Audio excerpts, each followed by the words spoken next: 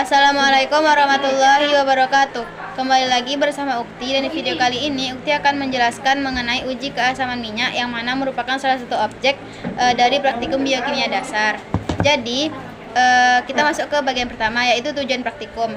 Tujuan dilaksanakannya praktikum yaitu untuk mengetahui sifat asam dan basa dari suatu minyak kelapa. Bagian kedua yaitu mengenai prosedur kerja.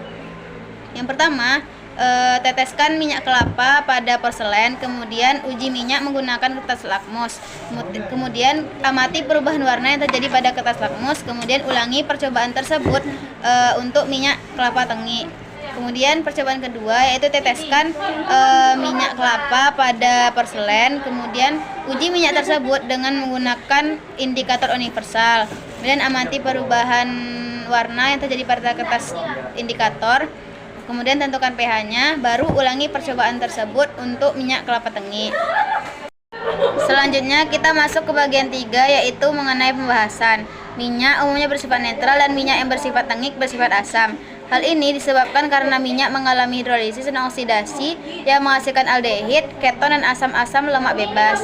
Proses ketengikan pada minyak dapat dipercepat oleh adanya cahaya, kelembapan, pemanasan, aksi mikroba, dan katalis logam tertentu seperti besi, mangan, atau nikel. Sebaliknya, zat-zat yang dapat menghambat terjadinya proses ketengikan disebut antioksidan, misalnya tokoferol atau vitamin E, asam askorbat atau vitamin C, polifenol, hidroquinon, dan flavonoid.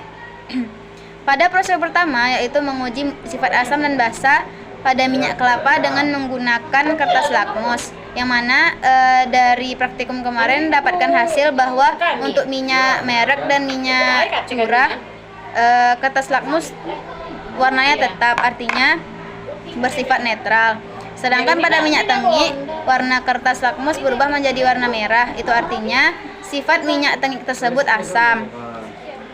Hal ini disebabkan karena minyak mengalami hidrolisis dan oksidasi menghasilkan aldehid, keton, dan asam-asam lemak bebas, sehingga dengan sifat asam tersebut dapat mengubah warna kertas lakmus menjadi warna merah. Pada percobaan kedua yaitu menguji sifat asam atau basa dari minyak kelapa dengan menggunakan indikator universal. Dan pada praktikum ini kami dapatkan hasil bahwa pH dari minyak curah dan minyak bermerek itu 5, artinya kecil dari 7, yang mana artinya itu bersifat asam. Hanya saja mendekati angka 7 yang mengarah ke netral. Sedangkan pada minyak tengik kami dapatkan kadar pH itu 3, kecil dari 7, yang artinya sifatnya asam. Minyak tengik merupakan minyak yang sudah digunakan berulang-ulang.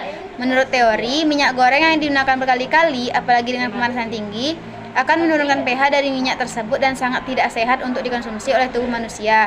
Karena asam lemak bebas mengandung ikatan rangkap, maka asam teroksidasi menjadi aldehid yang merupakan penyebab bau tengi. Selanjutnya kita masuk ke bagian keempat, yaitu mengenai kesimpulan. Berdasarkan pembahasan pada slide yang sudah dilampirkan sebelumnya, dapat diambil kesimpulan bahwa minyak apabila digunakan secara terus-menerus itu akan menyebabkan pH dari minyak tersebut menurun dan akan mengandung asam lemak bebas yang tidak baik bagi kesehatan. Reaksi oksidasi pada minyak akan terjadi apabila terjadinya kontak langsung dengan oksigen dari udara luar. Dengan adanya reaksi oksidasi pada minyak kelapa murni akan menyebabkan peningkatan jumlah senyawa peroksida sehingga minyak tengik memiliki pH yang rendah. Mungkin sekian yang dapat Uti jelaskan pada video kali ini. Apabila terdapat kesalahan mohon dimaafkan. Assalamualaikum warahmatullahi wabarakatuh.